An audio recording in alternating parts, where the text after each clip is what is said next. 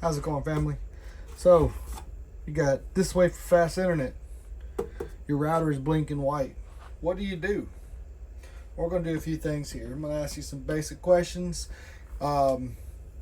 Skipping right to the end if you don't want to stay for the video. If you know that you didn't cut the cable, a tree didn't fall on your telephone line or your fiber line from the telephone pole, or you weren't digging the French drain or doing some digging, nothing was out there,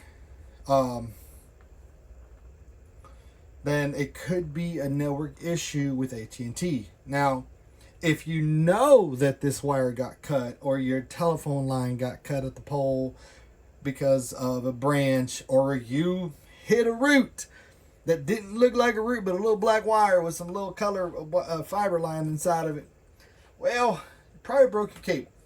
Easiest thing to do if you didn't do those things, it could be a network issue. We'll start with the easy part first. You can go to the back side of this. There's going to be a red button here.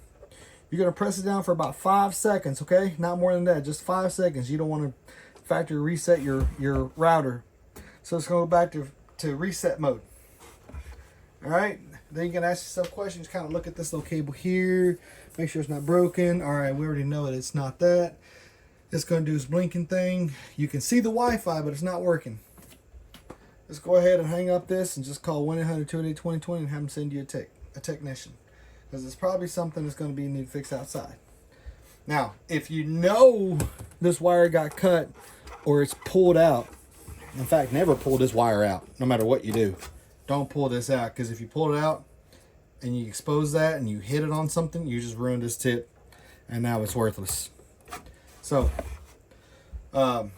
you've reset it. It's still doing the same thing. It's not coming back up. 1-800-288-2020. Have them send you a technician. If you know your cable's broken, like I've seen a few because of a branch of a storm, then definitely call AT&T.